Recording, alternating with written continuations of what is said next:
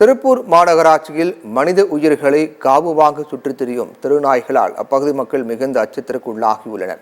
மாநகராட்சி நிர்வாகம் நடவடிக்கை எடுக்காமல் அலட்சியமாக செயல்பட்டு வருவதாக குற்றம் சாட்டும் முன்வைத்துள்ளனர். திருப்பூர் மாநகராட்சியின் அனைத்து பகுதிகளிலும் தெருநாய்களின் எண்ணிக்கை சமீப காலமாக அதிகரித்து வருகிறது. பெரும்பாலான வீதிகளில் சுமார் 20க்கும் மேற்பட்ட நாய்கள் கூட்டம் கூட்டமாக வலம் வருகின்றன. மேலும் இந்த நாய்கள் சாலைகளில் நடந்து செல்லும் பொதுமக்களை விரட்டுவது, பள்ளி செல்லும் சிறுவர்கள் வீட்டின் அருகில் நிறுத்தி வைத்துள்ள வாகனங்களையும், இருசக்கர வாகனத்தில் செல்லும் வாகன ஓட்டிகளையும் துரத்தி சென்று கடிக்கும் சம்பவங்களும் அடிக்கடி திருப்பூரில் அரங்கேறி வருகிறது. ஒரு சில இடங்களில் சில வெறி பிடித்த நாய்கள் ஆடு மாடு உள்ளிட்ட கால்நடைகளையும் வெறி கொண்டு கடித்து பதம் பார்க்கின்றன.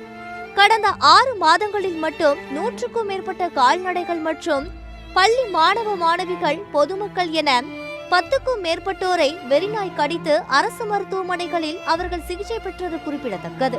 தொடர்ச்சியாக திருப்பூர் மாநகர பகுதிகளில் நடைபெற்று வரும் இதுபோன்ற சம்பவங்களால் பொதுமக்கள் அச்சத்துடன் செல்லும் நிலை இருந்து வருகிறது.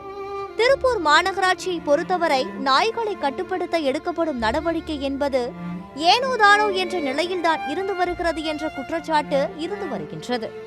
பாதிக்கப்பட்ட பொதுமக்கள் மாநகராட்சி நிர்வாகத்திடம் புகார் அளித்தும் எந்த பயனும் இல்லாத நிலையில் மாவட்ட ஆட்சியரை சந்தித்து மனு அளித்துள்ளனர்.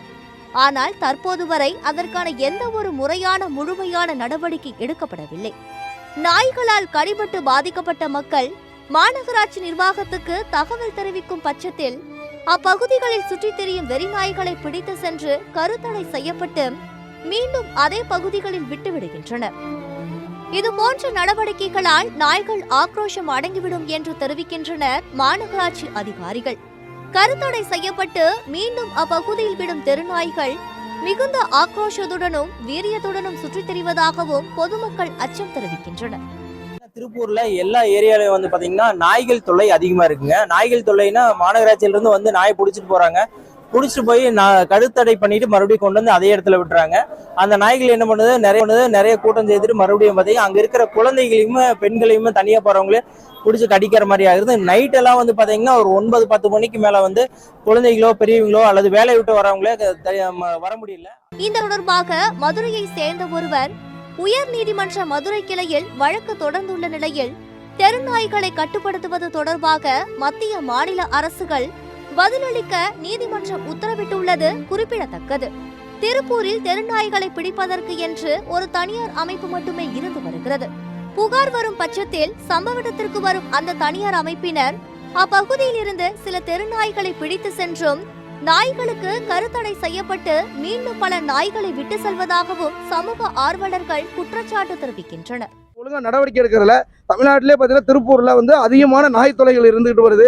இதை உடனடியா கவனம் செலுத்தி அனைத்து நாயிலிருந்து பிடிச்சு கொண்டு போனோம். இனி இதை தொடர்ந்து நடைபெறாம இருக்க நடவடிக்கை எடுக்கணும். எப்போதும் போல குண்டும் குழுமான சாலைகளில் பொதுமக்கள் விழுந்து உயிரிழப்பிற்கு பின் சாலையை சீரமைப்பது, பள்ளி குழந்தைகளை வெறிநாய்கள் ஆக்கிய பிறகு பாதிக்கப்பட்ட பகுதிகளில் தெருநாய்களை பிடிப்பது என ஒவ்வொரு முறையும் அசம்பாவித சம்பவங்கள் ஏற்படுவதற்கு பின் நடவடிக்கை எடுக்கும் திருப்பூர் மாநகராட்சி மேயர் மற்றும் அதிகாரிகள் இனியாவது விரைந்து நடவடிக்கை எடுப்பார்களா அல்லது தெருநாய்களால் உயிரிழப்புகள் ஏற்பட்ட பின் தான் நடவடிக்கை எடுப்பார்களா என்பதை பொறுத்திருந்துதான் பார்க்க வேண்டும்.